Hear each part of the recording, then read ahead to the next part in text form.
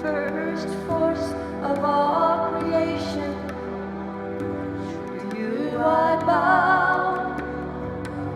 Divine force everywhere, to you I bow.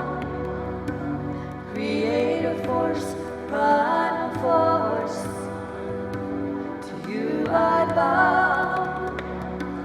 Rising to ascended ones, to you I bow.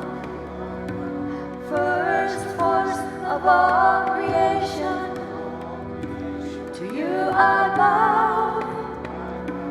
Divine force everywhere, to you I bow. Creative force, primal force, to you I bow.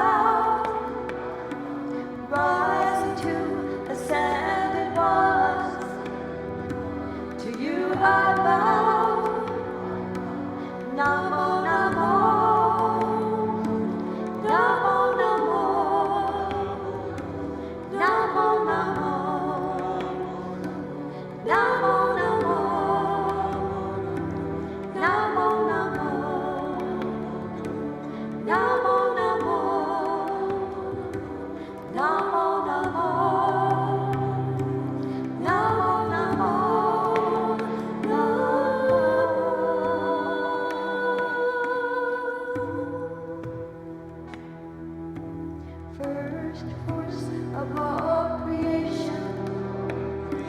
To you I bow, divine force everywhere. To you I bow, creative force, primal force. To you I bow, rising to ascended ones. To you I bow, first force of all creation. To you I bow, divine force everywhere. To you I bow, creative force, primal force. To you I bow, rising to ascended ones. To you I bow, Namo Namo, Namo Namo, Namo Namo, Namo Namo, Namo Namo, Namo Namo, Namo Namo, Namo Namo, Namo.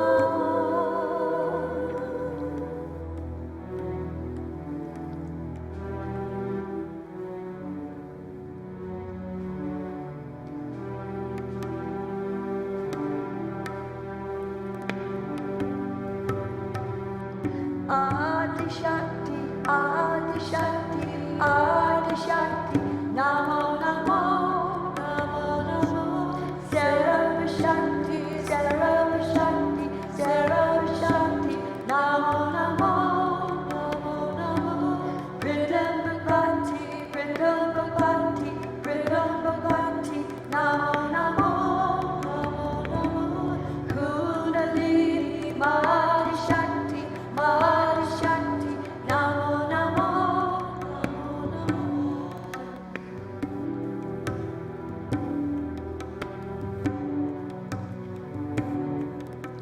Namo Namo, Namo Namo, Namo Namo, Namo Namo, Namo Namo,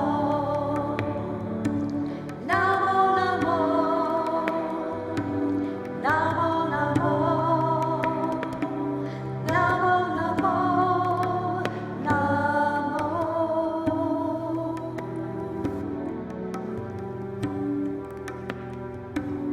First force of all creation. To you I bow, divine force everywhere. To you I bow, creative force, primal force. To you I bow, rising to ascended ones. To you I bow, first force of all creation. To you I bow, divine force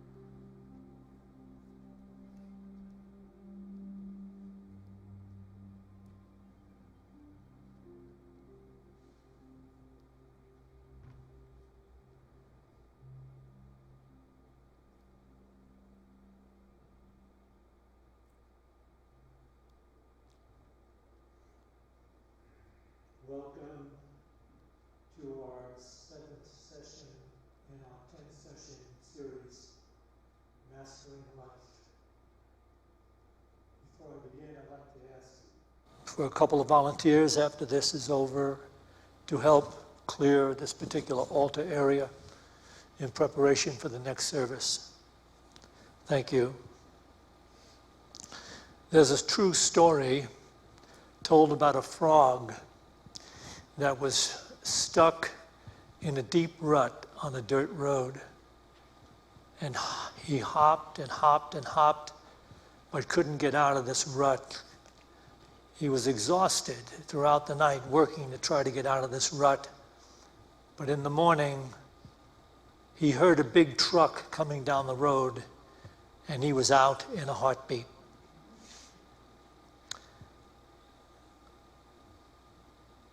This happens to be a story about us. Our world is stuck in this rut of fear-based thinking, ego-centered awareness. And this crisis called global warming is barreling down on us. Here's the master Eckhart Tolle relating this, sounding the alarm. Can we have this first PowerPoint, please? This is in his book, A New Earth, on page 21. Responding to a radical crisis that threatens our very survival, this is humanity's challenge now. The dysfunction of the egoic human mind, recognized already more than 2,500 years ago by the ancient wisdom teachers, and now magnified through science and technology, is for the first time threatening the survival of the planet. Until very recently, the transformation of human consciousness, also pointed to by the ancient teachers, was no more than a possibility realized by a few rare individuals here and there. Irrespective of cultural or religious background, a widespread flowering of human consciousness did not happen because it was not yet imperative. You should know that coming from this particular master teacher, he hardly uses words like imperative, but he is emphatic about the idea that we have brought ourselves to a place of reckoning. But even so, even as we are believing and listening and reading this, we are already alleviating the problems that we have been facing as far as global warming goes. Some people may have said it's too late, but they're not in touch with what is really taking place. So we are already out of the rut created by egocentric thinking. That's the me first thinking we were born and raised in, educated in. There's no life in that, no true life. There's no true harmony in that, certainly not left anymore. The projected illusion that we could wrest from the earth what it is we would need to find fulfillment and happiness is now being shed even by the most limited thinking people. They're rejecting the illusion. And so what's happening now is we're having a movement in consciousness. The soul of humanity is awakening us to the inner beauty that is there only as potential for many, but coming to light in the consciousness of so many, many, many others. Here is Eckhart Tolle again imparting this essential truth. This is from his book, A New Earth. Seeing beauty in a flower could awaken humans, however briefly, to the beauty that is an essential part of their own innermost being, their true nature. The first recognition of beauty was one of the most significant events in the evolution of human consciousness. The feelings of joy and love are intrinsically connected to that recognition. Our awakening to the soul of humanity, awakening to the soul awareness of life, that is what our journey and destiny on this planet is all about. And awakening is now become critical. And because it has become critical, it is actually taking place in a more exponential way. It's taking place in the consciousness of people all over the world. From the Gospel of Emerson, we have this definition of the soul. Can we have this up, please? Emerson is another master, but not of these times. There is one soul. It is related to the world. Art is its action thereon. Science finds its methods. Literature is its record. Religion is the emotion of reverence that it inspires. Ethics is the soul illustrated in human life. Society is the finding of this soul by individuals in each other.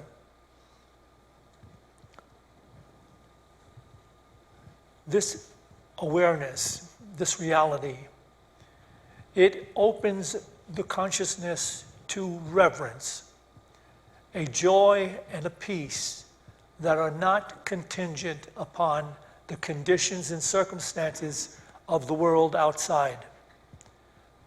Mastery is all about finding this space of awareness, this reverence, and living in it above the battlefield and convoluted thinking of the world.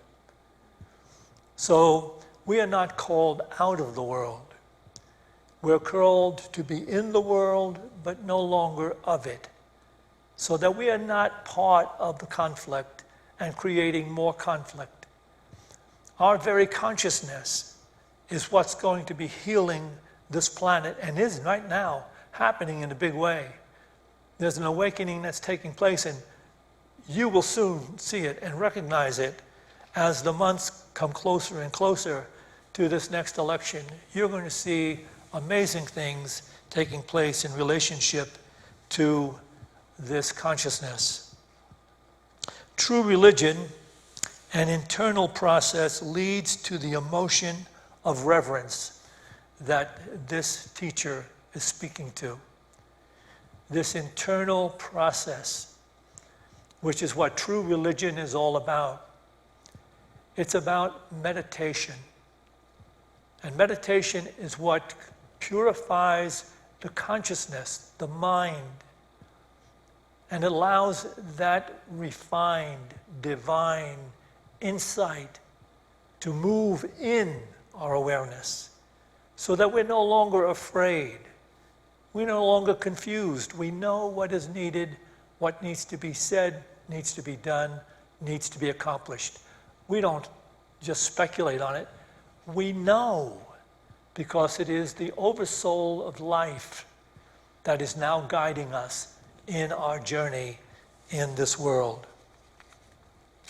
This awakening to soul awareness is an awakening to our interconnectedness to all others and to our planet, which gives us life, which we sometimes refer to as Mother Earth. She is certainly worthy of reverence. Just ask yourself the question now. When was the last time you felt this wonderful feeling, this warm feeling of reverence for life?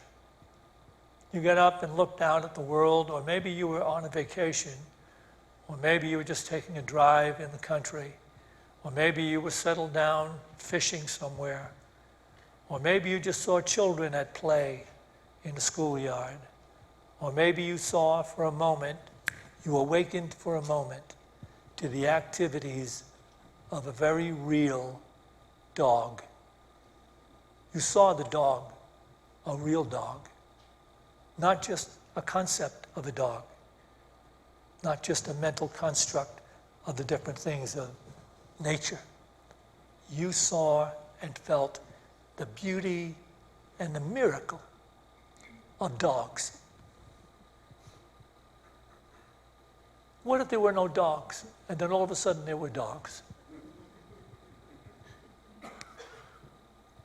Teaching us friendliness, consideration, forgiveness, love. I say the same thing about birds. What if there were no birds and everybody kind of got through without them, and then one day, birds appeared? How breathtakingly beautiful are birds. I used to tell the fundamentals that used to come here to pray for us. I'd say, keep praying, because I'm working hard. But they used to come in. I say, look, find the most imaginative person in your congregation. Have them define for me their heaven. Draw it out. The heaven that they're going to after they pollute this planet. And just look at this earth. You can't find a heaven more beautiful than this earth. We're in it, but we haven't recognized it, and we haven't cared for it. And now, at least now, the signs are awakening that this oversoul of life is speaking to us. And we are now moving to alleviate this global warming threat that we have. Here's a reminder of the majesty of Mother Earth. Can we have this first video, please?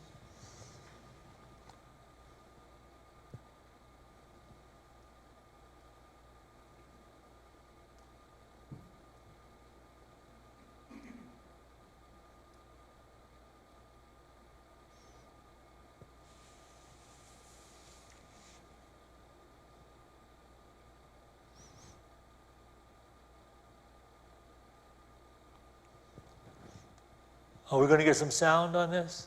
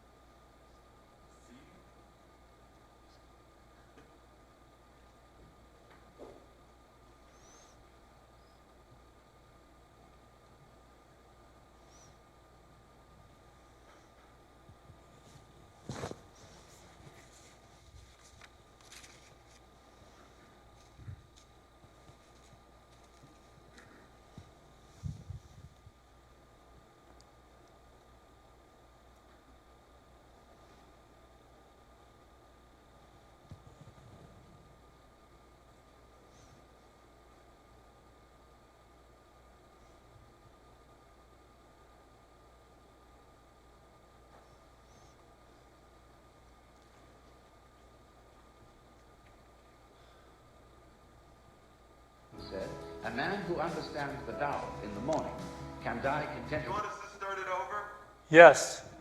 And pick up your pink slip in the office.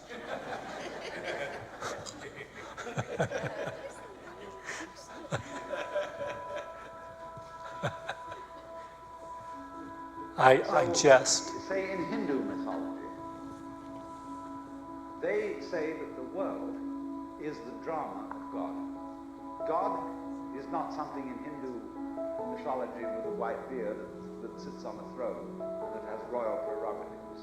God in Indian mythology is the self, Sat Chit Ananda, which means Sat, that which is, Chit, that which is consciousness, that which is Ananda is bliss. And in other words, what exists, reality itself, is gorgeous. It is the plenum, the fullness of total joy. Wow-wee.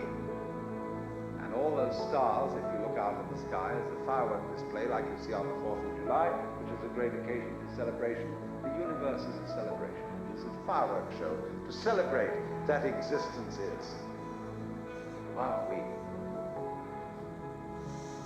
Don't you realize that sitting around here in this room, with our ordinary everyday faces and clothes and personalities, we are sitting smack in the middle of the beatific vision, and that this is infinity and eternity precisely.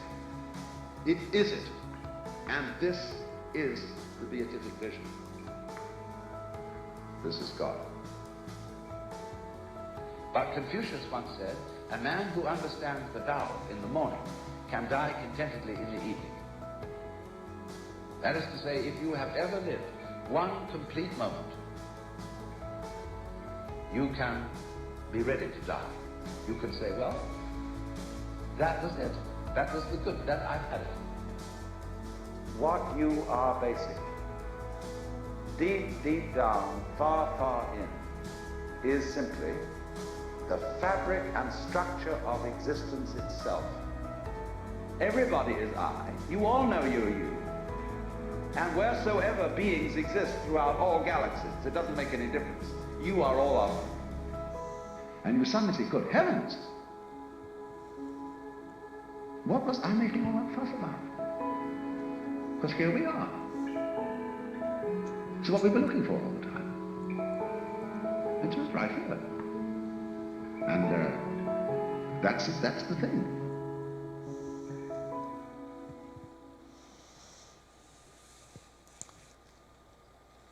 Through the practice of meditation and spiritual practice, one opens up to the reality of the presence of God in every person, in every place, in every condition, and recognizes his or her calling to bless and bestow peace, to be there and serve what is appropriately needed in any given moment.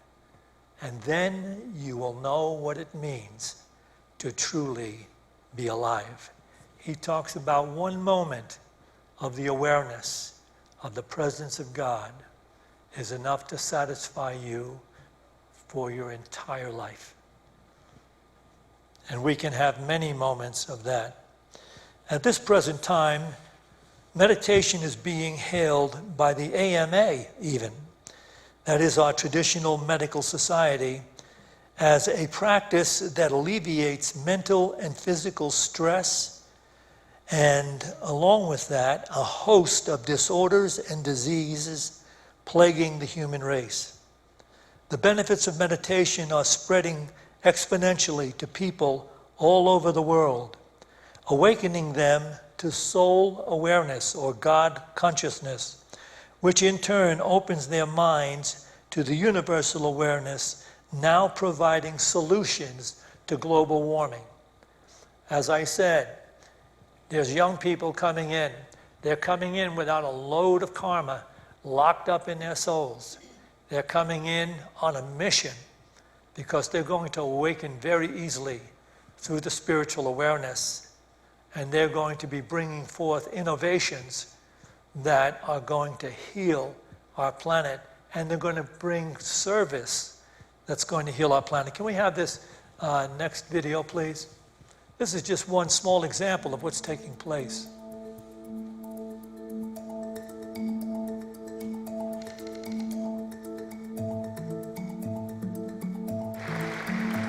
It's a 22-year-old boy.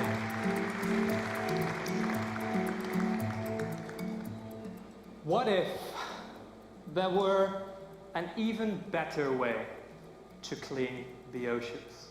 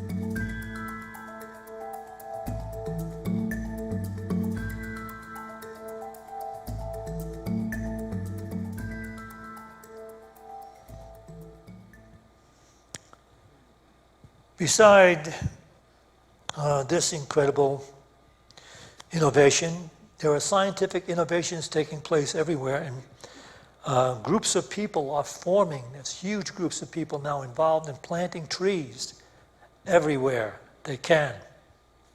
And there are groups of people now forming that are cleaning up rivers and waterways to take out all the pollution that is moving toward the ocean. And there are those that are working on environmental justice through the political system. Presently, imagine the power they must have wielded, because now they have mandated to all the companies on the stock exchange that they must become conscientious of their environmental footprint and effect on society. They have formed this particular grading company. They have a grading agency that uses the initials ESG, rating they're the letters standing for environment, social, and governance, attributes of the company. This rating affects overall their image of the company and the sales of its stocks. More and more, this is becoming an effective ploy to cause companies to become conscientious of what it is their company's footprint is doing in the environment. And they are either going to gain from being aware of it, or they will suffer if they're not being aware of it. But now they have this rating on every single company. When you look it up online, you're going to get that rating before you buy any stocks from them. So a lot is being done, and a lot more than I can even speak about here is being done. We are going to be reversing global warming. And let's take another look at the oversoul of life, which we here in Unity have been allowing people to get in touch with, through the process of deep prayer and meditation, which is the salvation not only of the planet, but of your own life. To be connected to and in line with the intelligence that holds the stars in their courses and knows when a sparrow falls from a bough, and is now in the process of awakening the human race to care for life everywhere. We are so blessed to be alive at this time. So let's take a look at this from Emerson's Gospel. That unity, that oversoul, within which every person's particular being is contained and made one with all others, that common heart of which all sincere conversation is the worship, to which all right action is submission, that overpowering reality which confutes our tricks and talents and constrains everyone to pass for what he is and to speak from his character and not from his tongue, and which evermore tends to pass into our thought and hand and become wisdom and virtue and power and beauty. Look at that last line. And it speaks to us about our character, and not from the tongue do we speak, and which evermore tends to pass into our thought. It brings into our awareness and becomes wisdom and virtue and power and beauty. We are going to be watching people falling in love with the earth. You will see it, you will know it, and you will be participating in it. So now we're going to meditate together, but I need to remind you that we gave you a handout for you to use this week, just to be aware of keeping a positive outlook on everything. Because it's the negative thought patterns that create more of the pollution that we're fighting. So keep a positive outlook, because you have a reason to. We are the hands and feet of God now healing the planet. And finally, There's no Wednesday evening meditation this week. We have a rental that's taking the entire building. Oh yeah, the rental is at one of the larger Jewish groups in this community. That use this facility once every year for a few days. Okay, now we're going to do our meditation together. And yes, take this with you. Make sure you stay with this week. Our Tibetan bowls will help us rest in this refined awareness and aligns our chakras, the energy centers of our very being. If during the course of the silent part of this meditation, you don't have a particular meditation technique, you can use this mantra. Everything I look upon, everything I see, is only God looking back at me.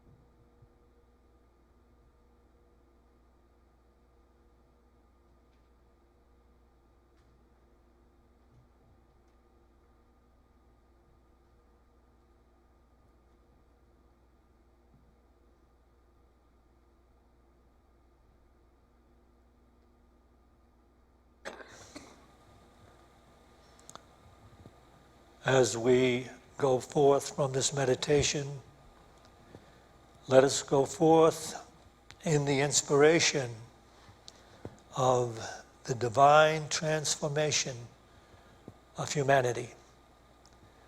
The new humanity is being born, and we are privileged to be a part of it.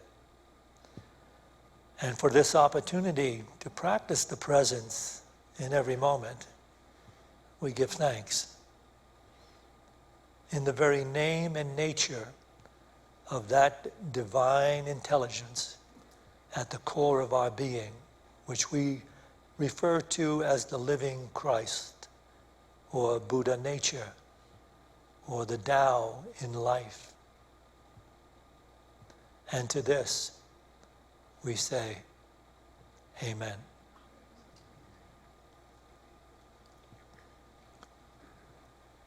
We will take an offering for unity now.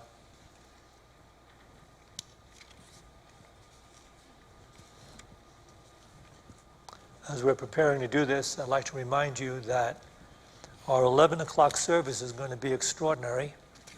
Santish is going to be giving that talk that's going to be mind-opening, heart-opening. It always is. So if you have some time, enjoy the fellowship, hang out, attend the 11 o'clock service. As we take our offerings in our hands, let's bless them with this offering statement. Divine reverence is my true life and my conscious destiny. Therefore, I give. Together, please. Divine reverence is my true life and my conscious destiny. Therefore, I give.